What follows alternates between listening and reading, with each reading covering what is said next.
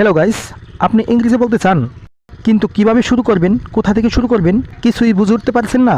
তাহলে আমি মনে করি আপনার প্রতিদিন কিছু কিছু ইংরেজি বাক্য শেখা উচিত। কারণ প্রতিদিন কিছু কিছু ইংরেজি বাক্য শিখলে আর বেশি বেশি প্র্যাকটিস করলে আপনার ইংরেজি বলার প্রতি অনেকটাই আগ্রহ বেড়ে যাবে। তাই চলুন আজকের ভিডিওতে আমরা কিছু গুরুত্বপূর্ণ ইংরেজি বাক্য শিখে নেই।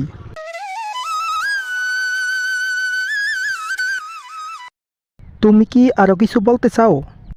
এ বাক্যটির ইংরেজি হবে do you want to say something more? Do you want to say something more অর্থ তুমি কি আরও কিছু বলতে চাও? সেদিনের পর থেকে তাকে আর দেখিনি। এ বাক্যটির ইংরেজি হবে I have not seen him since that day. I have not seen him since that day অর্থ সেদিনের পর থেকে তাকে আর দেখিনি। আমি এটা তোমার জন্য করলাম। এ বাক্যটির ইংরেজি হবে I did it for you. I did it for you অর্থ আমি এটা তোমার জন্য করলাম।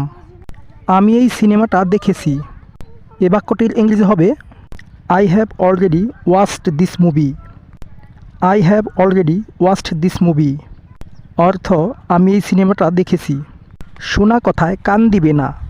এ বাক্যটির ইংরেজি হবে don't focus on hearsays words. Don't focus on hearsays words অর্থ শোনা কথায় কান দিবে না। আমি চাকরি খুঁজছি। এ বাক্যটির ইংরেজি হবে I am looking for a job. I am looking for a job অর্থ আমি চাকরি খুঁজছি, জানি না সে সময়টা কবে আসবে। এ বাক্যটির ইংরেজি হবে I don't know when that time will come. I don't know when that time will come অর্থ জানি না সে সময়টা কবে আসবে, যেদিন তুমি আমার হবে।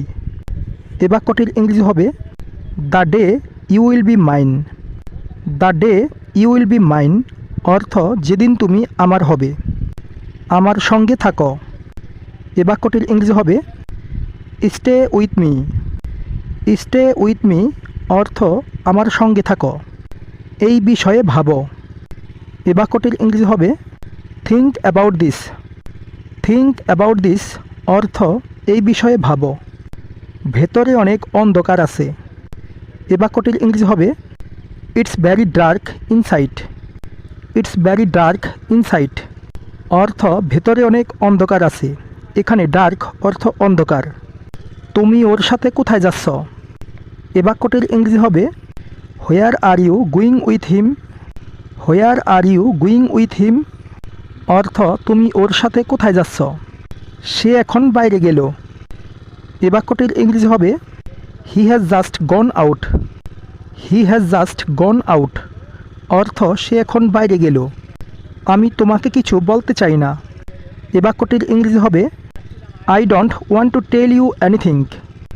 I don't want to tell you anything অর্থ আমি তোমাকে কিছু বলতে চাই না, আমার তোমার উপর পুরো বিশ্বাস আছে। এ বাক্যটির ইংরেজি হবে I have full faith in you.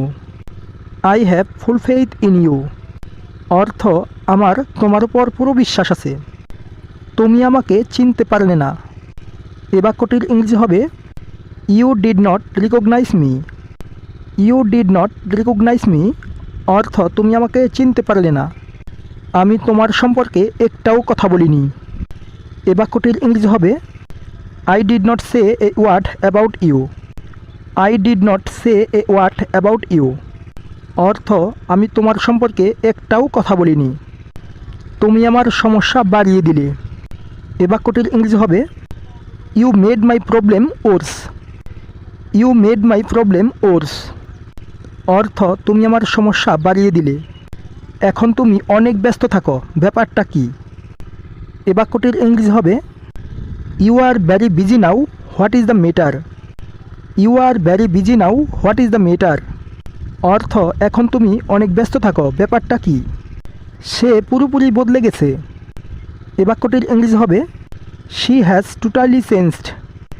She has totally changed অর্থ সে পুরোপুরি বদলে গেছে। আমি এইমাত্র বেরোলাম।